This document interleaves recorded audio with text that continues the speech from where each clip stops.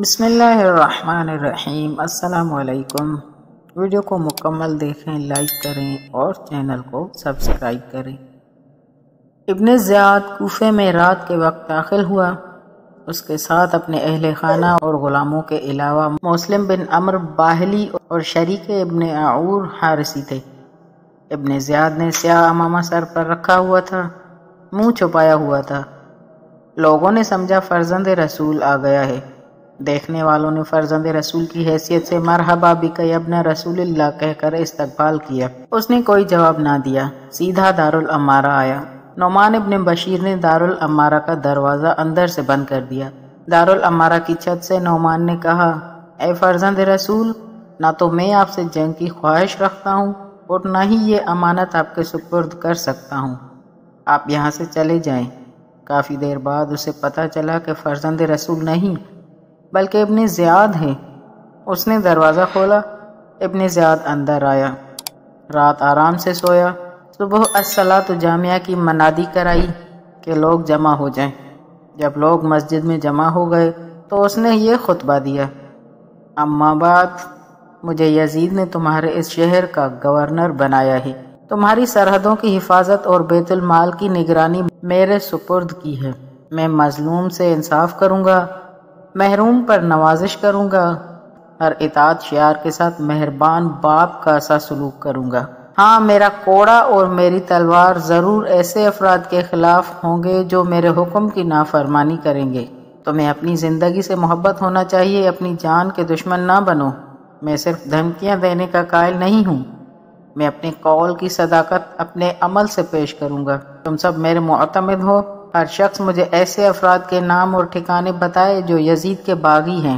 جو شخص ایسے افراد کے نام اور ٹھکانے بتاتا جائے، اپنا ماہانہ وظیفہ ابھی آ کر لیتا جائے، اور اب میں اس وظیفے کو دگنا کر رہا ہوں۔ جن لوگوں نے ایسے افراد کے نام اور ٹھکانے نہ بتائے یا جن لوگوں نے ایسے افراد کو اپنے ہاں پناہ دی، ان کے نام وظیفے خواروں کی فہرست سے ہمیشہ کے لیے خارج کر دیے جائیں گے۔ اب جاؤ اور جو میں نے کہا ہے اس پر عمل کرو۔ ابن زیاد نے اپنے غلام معقل کو بلایا، اسے 3000 درہم دیے اور کہا، جا کر مسلم ابن عقیل کا کھوج لگا۔ جب جناب مسلم کو پتہ چلا کہ ابن زیاد نے آتے ہی ان کی تلاش شروع کر دی ہے تو انہوں نے جناب مختار کا مکان چھوڑ کر جناب ہانی کے مکان کو اپنا ٹھکانہ بنا لیا۔ ابو تمامہ سیداوی آپ کی طرف سے ہتھیار جمع کرنے پر مامور تھا۔ جب 25,000 افراد نے بیعت کر لی تو جناب مسلم نے ابن زیاد کے خلاف جنگ لڑنے کا فیصلہ کر لیا۔ جناب ہانی نے مشورہ دیا کہ ابھی آپ جنگ شروع نہ کریں۔ ابن زیاد نے آج صبح جو تقریر کی ہے اور لوگوں کو وظیفہ دگنا کرنے کا لالچ بھی دیا ہے، ساتھ ہی نافرمانی سے دھمکایا بھی ہے، اس کا رد عمل دیکھ لیں، کیونکہ مجھے معلوم ہے کوفے میں شیعہ علی صرف چند افراد ہیں جو انگلیوں پر گنے جا سکتے ہیں۔ یہ اکثریت شیعہ معاویہ ہیں۔ یہ لوگ صرف معاویہ اور یزید کے گورنروں سے تنگ تھے، ان کے دل میں محبت آج بھی معاویہ اور یزید سے ہے۔ جناب مسلم ابن اوسجہ جناب مسلم ابن عقیل کی طرف سے بیعت لیتے تھے۔ ابن اوسجہ مسجد کوفے میں بیٹھے تھے، کسی نے دوسرے سے کہا، یہ شخص بن عقیل کے لیے بیعت لے رہا ہے۔ معقل غلام زیاد نے یہ بات سن لی، ابن اوسجہ کے قریب آیا اور کہنے لگا، اے سردار، کوفے میں شام سے آیا ہوں، سنا ہے فرزند رسول تشریف لا رہے ہیں۔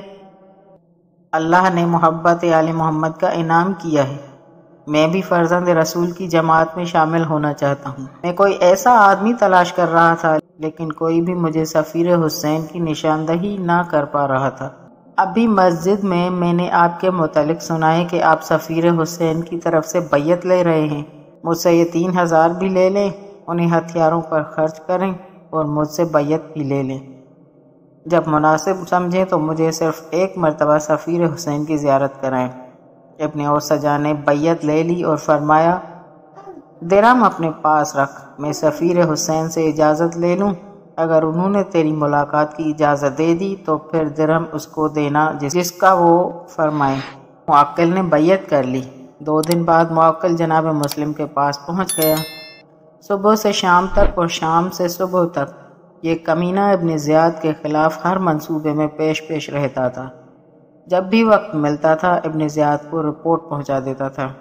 جناب مسلم کے حکم سے اس نے وہ 3000 درہم ابو تمامہ ساعدی کے حوالے کر دیے تھے۔ شریک ابن اور حارثی بصرے سے ابن زیاد کے ساتھ آیا تھا، لیکن شیعہ آل محمد سے تھا۔ کوفے پہنچ کر بیمار ہو گیا۔ جناب ہانی کے گھر قیام کیا۔ ابن زیاد اس کی عیادت کو آیا۔ شریک نے جناب مسلم سے کہا کہ ابن زیاد میری عیادت کو آ رہا ہے، جب وہ آ جائے تو اسے قتل کر دینا۔ جب میں موقع سمجھوں گا تو میں پانی مانگوں گا۔ میرا پانی مانگنا اس بات کی علامت ہوگی کہ وقت مناسب ہے۔ ابن زیاد شریک کی عیادت کو آیا۔ شریک نے پانی مانگا لیکن کسی نے نہ دیا۔ جب اس نے اصرار کیا اور کوئی بھی پانی دینے نہ آیا تو شریک پریشان ہو گیا۔ ابن زیاد بھی سمجھ گیا۔ ابن زیاد فوراً اٹھ کر واپس چلا گیا۔ ابن زیاد کے جانے کے بعد جب جناب مسلم شریک کے پاس آئے تو شریک نے پوچھا کیا ہوا؟ آپ نے کیوں اس خبیث کو قتل نہیں کیا؟ جناب مسلم نے فرمایا ہم آل محمد فرامین نبوی پر عمل کرتے ہیں۔ نبی عالمین کا ارشاد ہے کہ مومن کسی کو دھوکہ نہیں دیتا۔ ویسے میں خود بھی آمادہ نہیں تھا، لیکن جب ابن زیاد آ گیا تو زوجہ ہانی کو بھی آپ کے منصوبے کا علم تھا۔ وہ میرے قدموں پر گر گئی اور مجھے نبی اکرم کا واسطہ دے کر کہنے لگی کہ آپ ہمارے گھر میں اسے نہ ماری۔